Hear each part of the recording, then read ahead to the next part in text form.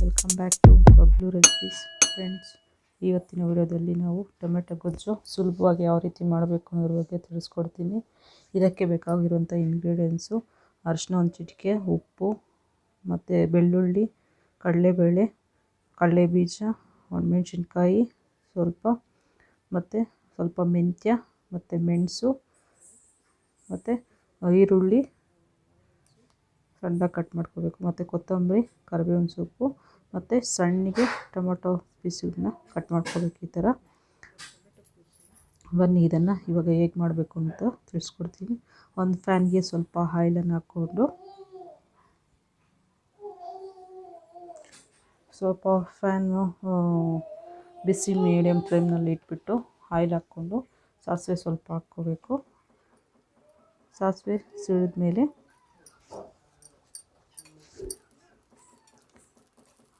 ಅದಕ್ಕೆ ಸ್ವಲ್ಪ ನಾವು ಕಡಲೆ ಬೀಜ ಹಾಕ್ಕೋಬೇಕು. ಕಡಲೆ ಬೀಜ ಮತ್ತು ಸ್ವಲ್ಪ ಕಡಲೆಬೇಳೆ. ಕಡಲೆ ಬೀಜ ಹಾಕಿದ್ಮೇಲೆ ಕಡಲೆಬೇಳೆ ಹಾಕ್ಕೋಬೇಕು, ಇಲ್ಲಾಂದರೆ ಸೀದೋಗುತ್ತೆ. ಈ ಥರ ಅದನ್ನು ಮಿಕ್ಸ್ ಮಾಡ್ಕೋಬೇಕು.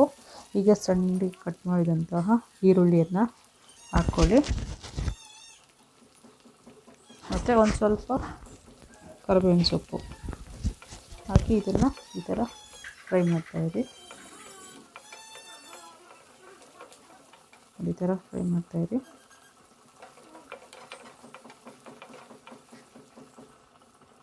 ಈಗ ಇದಕ್ಕೆ ನಾನು ಬೆಳ್ಳುಳ್ಳಿ, ಮೆಣಸು, ಮೆಂತ್ಯ ಜಜ್ಜಿಟ್ಕೊಂಡು ಈ ಥರ ಹಾಕಿದ್ದೀನಿ. ಯಾಕೆ ಹಾಕಂತಂದರೆ ಇದು ಟೇಸ್ಟ್ ತುಂಬ ಚೆನ್ನಾಗಿರುತ್ತೆ, ಗೊಜ್ಜಿಗೆ ಫ್ಲೇವರ್ ಚೆನ್ನಾಗಿರುತ್ತೆ ಅಂತ ಹಾಕಿದ್ದೀನಿ.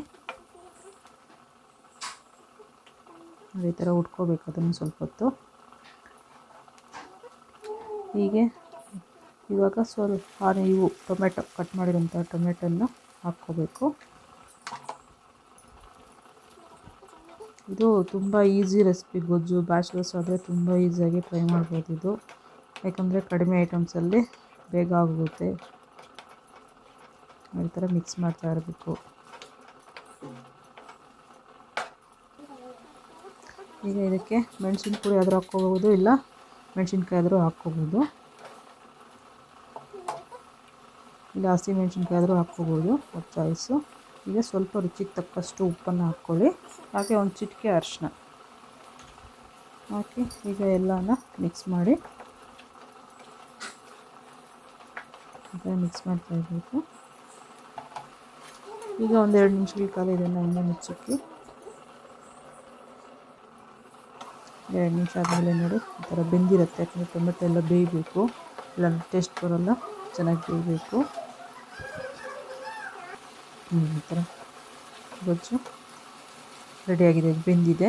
ಈಗ ಇದಕ್ಕೆ ಫೈನಲ್ ಟಚ್ಚು ಸ್ವಲ್ಪ ಫ್ಲೇವರ್ಗೋಸ್ಕರ ಒಂದು ಸ್ವಲ್ಪ ಕೊತ್ತಂಬರಿ ಹಾಕ್ಕೊಳ್ಳಿ, ಹೀಗೆ ಮಿಕ್ಸ್ ಮಾಡ್ಕೊಳ್ಳಿ. ಇಷ್ಟೇ ದಿಢೀರಂಥ ಗೊಜ್ಜು. 5 ನಿಮಿಷದಲ್ಲಿ ನಾವು ಗೊಜ್ಜನ್ನ ಮಾಡ್ಕೊಂಬಿಡ್ಬೋದು. ಇದು ವೆರಿ ಈಸಿ ಮತ್ತು ಕಡಿಮೆ ಇಂಗ್ರೀಡಿಯೆಂಟ್ಸಲ್ಲಿ ಮಾಡ್ಕೊಂಬಿಡ್ಬೋದು ನಾವು. ಬ್ಯಾಚುಲರ್ಸ್ ಅಂತೂ ತುಂಬ ಈಸಿಯಾಗಿ ಮಾಡ್ಕೋಬೋದು. ಇದನ್ನು ಮುದ್ದೆ ಮತ್ತು ಚಪಾತಿ ಮತ್ತು ರೈಸ್ಗೆ ತುಂಬ ಚೆನ್ನಾಗಿರುತ್ತೆ. ಫ್ರೆಂಡ್ಸ್, ಇನ್ನು ನೀವು ನಮ್ಮ ಚಾನಲ್ಗೆ ಸಬ್ಸ್ಕ್ರೈಬ್ ಆಗಿಲ್ಲ ಅಂದರೆ ಈಗಲೇ ಸಬ್ಸ್ಕ್ರೈಬ್ ಆಗಿ, ಹಾಗೆ ಬೆಲ್ ಬಟನ್ನ ಕ್ಲಿಕ್ ಮಾಡಿ. ಥ್ಯಾಂಕ್